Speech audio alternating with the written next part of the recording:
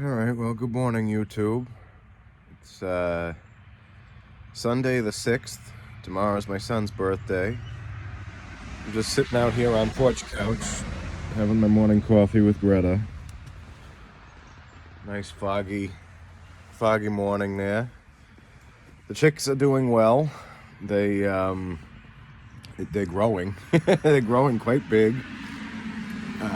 I get up every day around 5:30. I feed them, water them, take care of all their little needs, clean out their little brooder box, which is I was not prepared for how much they were going to smell, but that's okay. I kind of like it. It's like I know it makes me feel like I'm doing something. Yeah, there's Greta again. She's a good-looking dog, huh?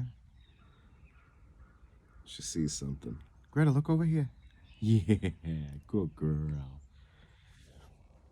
But yeah, every morning I get up early. I clean them out. I clean them off. I had one of them.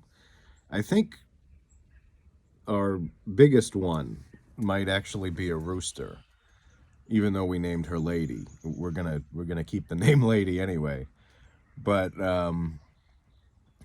there was some poop on her upper back today, so I was cleaning that out. Cleaning that off before the sun came up. What else? I started all the seeds for the garden. Well, all the fruiting plants for the garden. And let's see if I can remember all of this. I've got 3 different types of tomatoes, 3 different types of peppers, 2 different types of cucumbers, strawberries, cantaloupe, of course, I can't remember now. Anyway, there's 96 plants started in flats in my master bathroom with the chickens. The rabbits are doing well. I'm as soon as I'm done with the chickens, I go out and I check on them. We do have coming up within the next few weeks. My son and I are going to be building a shed. A 6x8 shed that's going to be both a Greta, get out of there. That's going to be both a chicken coop and a rabbit hutch, and it's going to be one of the what I would call our bread and butter type of shed that my son and I are going to be making, and we're going to be building it on the properties here so that we can use it. Hello, hi, baby. We're going to be building it on the property here so that we can use it. And we're also going to be using it as I don't want to say a prop, but we're going to take pictures of it so that we can say, this is what we make. This is how it looks. This is, what we sell.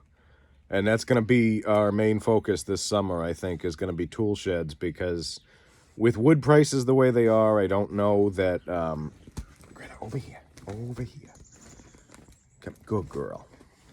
With wood prices the way they are, I don't know that outdoor furniture, Adirondack chairs, Adirondack benches, picnic tables, the stuff that we've done in the past, I don't know how successful that... I'll still offer it, but I don't know how successful it's going to be because wood prices have jumped so much. But especially the area that we're in, the Tri-Corner region, with us being in Rhode Island, and then to the west, Connecticut, and above us, Massachusetts. I mean, from my house, you can take a right out of my driveway. In 20 minutes, you're in Connecticut. In a half hour, you're in Massachusetts. We're right on the border, on the three corners. Everything around here is farmland. Small farms, truck farms, things like that. Everybody kind of lives similar to the way we do. I mean, they don't dress plain, but they gardening is big, having chickens is big, having meat animals is big, goats, that kind of stuff. Rabbits, meat rabbits, goats, cows. There's a horse farm just on the next street over, behind the church house. It's a rural area, so people are always going to need outbuildings, and we're the people to build them. So I'm hoping that we can get into that market and really, really not so much get rich and successful and big time businessmen and that kind of nonsense.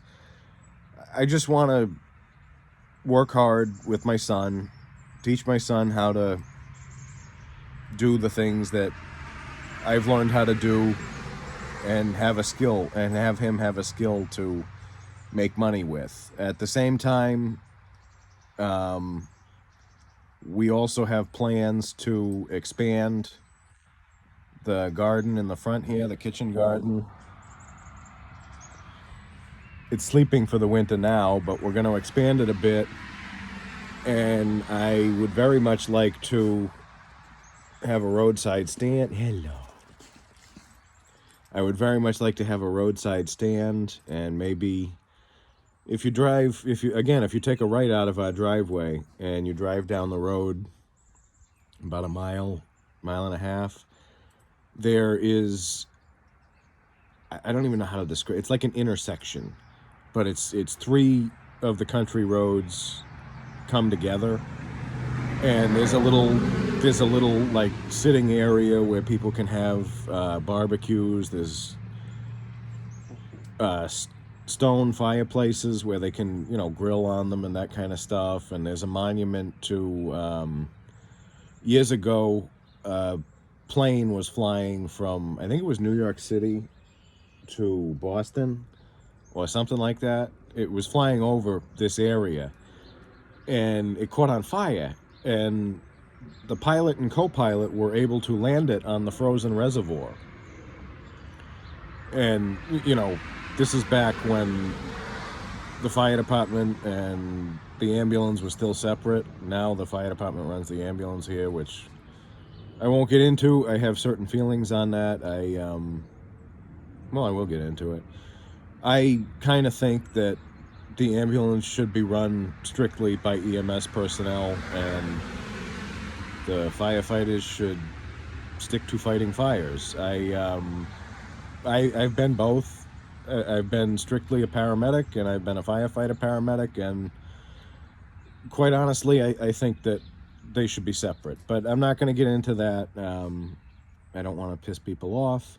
But back then, in this area, there was an ambulance corps, and there were the 4 volunteer fire departments, and they all got together and they put this nice monument together to commemorate these guys, the pilot and the co-pilot, saving a plane full of people. It was like 10 or 12 people they saved. Maybe I'll go there at some point and do a video where I show you that. But it's this cool little area with these little sitting parks, and where people can grill and hang out and stuff like that. And in the summertime, especially on Saturdays, everybody is out for a drive.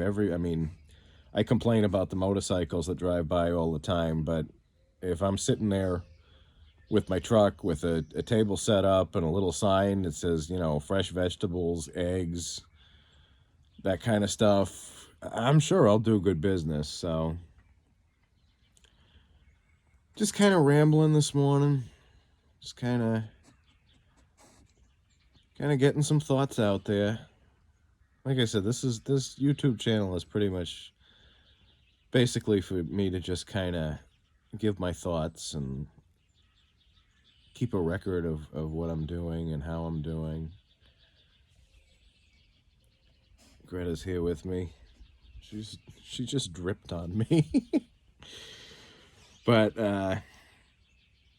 yeah, things are going good for, I would say, probably the first time in my life. I really feel content. I feel happy. I feel like I'm doing what I'm supposed to be doing. I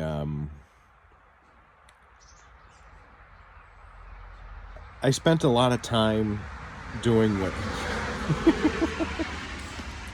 doing what everybody else wanted me to do with most of my life. I have a college degree because my parents wanted me to get a college degree. I almost resigned myself to a life of teaching high school that I never wanted because the girlfriend I had in college wanted me to be a teacher and not get into emergency service work. And that was not, I didn't want to be a teacher. And I was very close to just doing that with my life so that I could keep this college girlfriend who was incredibly toxic. And point is, I have lived my life in accordance with other people's wishes and you should do this, you should do that for pretty much 80%, 90% of my life. And with the ugh, can't talk. With the pestilence over the past few years, I started to realize that the way of life that I've always wanted is mine for the taking. I just have to do it. We have we do a pantry, we buy a lot of canned goods, a lot of dried food, a lot of long-term shelf life stuff. And I had always wanted to live like that because when I lived in Vermont with my ex-wife, I know. Say hi, Greta. Say hi. Yeah. When I lived in Vermont with my ex-wife, we were about 45 minutes from pavement, and we were about an hour from the store, like the grocery store. The nearest grocery store was an hour away. And we never really had food in the house. I mean, if there was a snowstorm and we were stuck, I was stuck for a few days without, because sometimes you couldn't get out. You were just stuck. I mean, we would measure snow in feet, not inches. Like, it was nothing to get 2-3 feet in one night.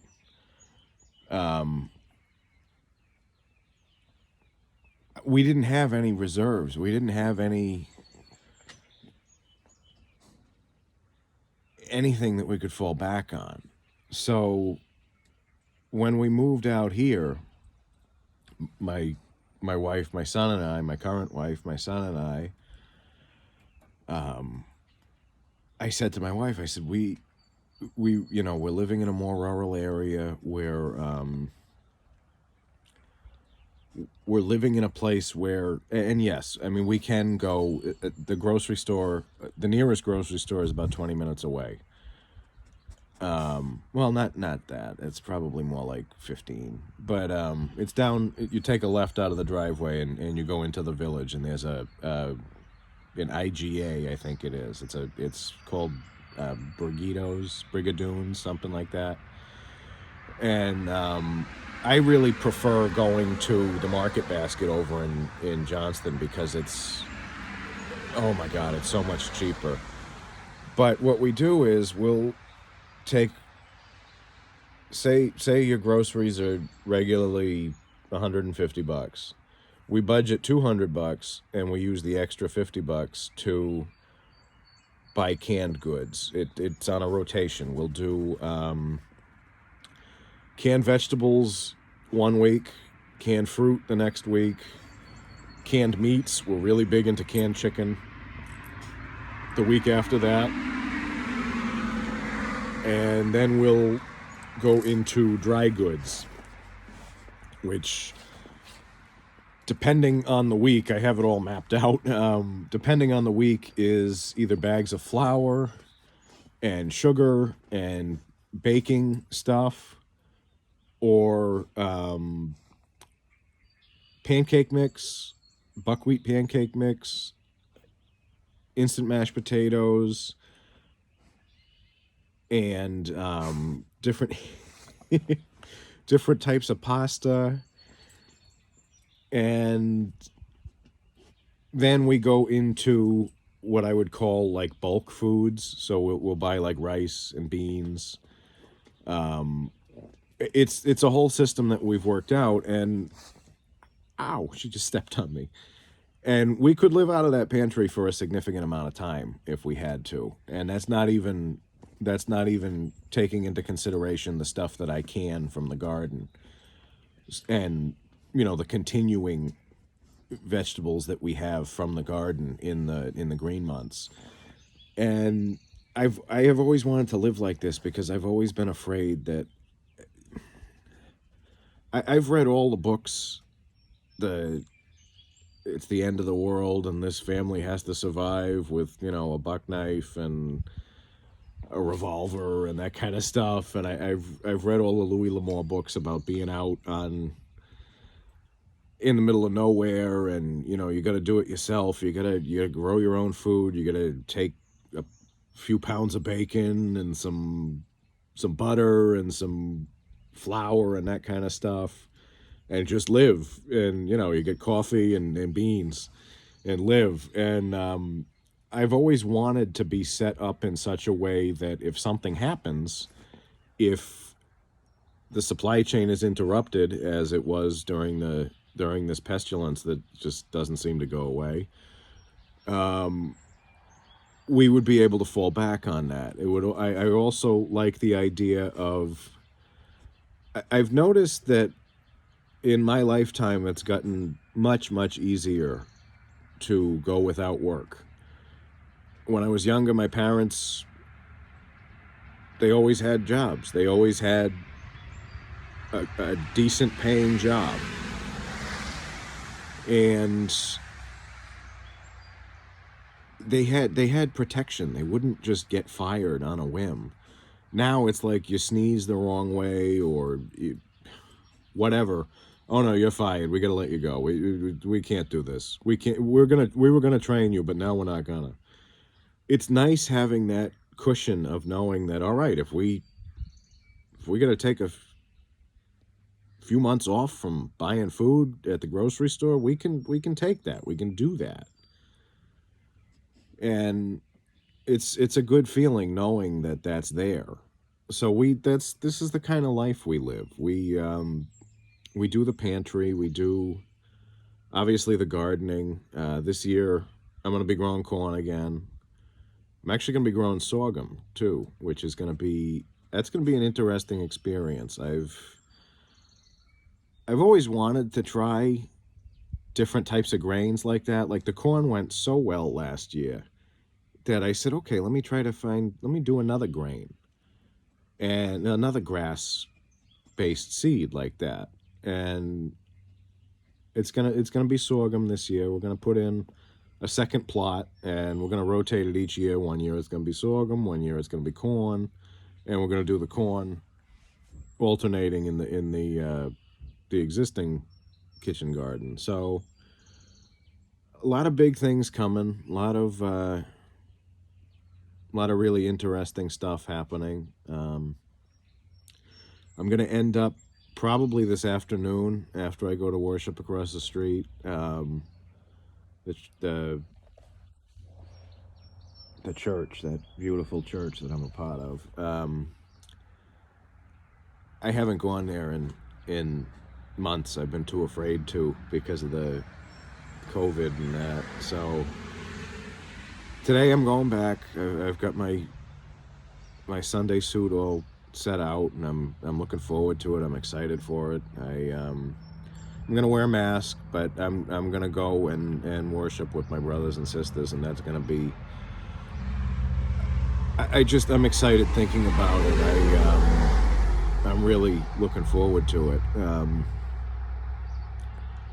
But what I was gonna say is, yeah, this afternoon I will probably I'll probably do another video and go over the changes that I've made to the workshop, handshaking, to the wood shop downstairs. There's been some big changes and some little changes, and I have it set up in a way that I think is going to work very well for us, doing the type of woodworking that my son and I do.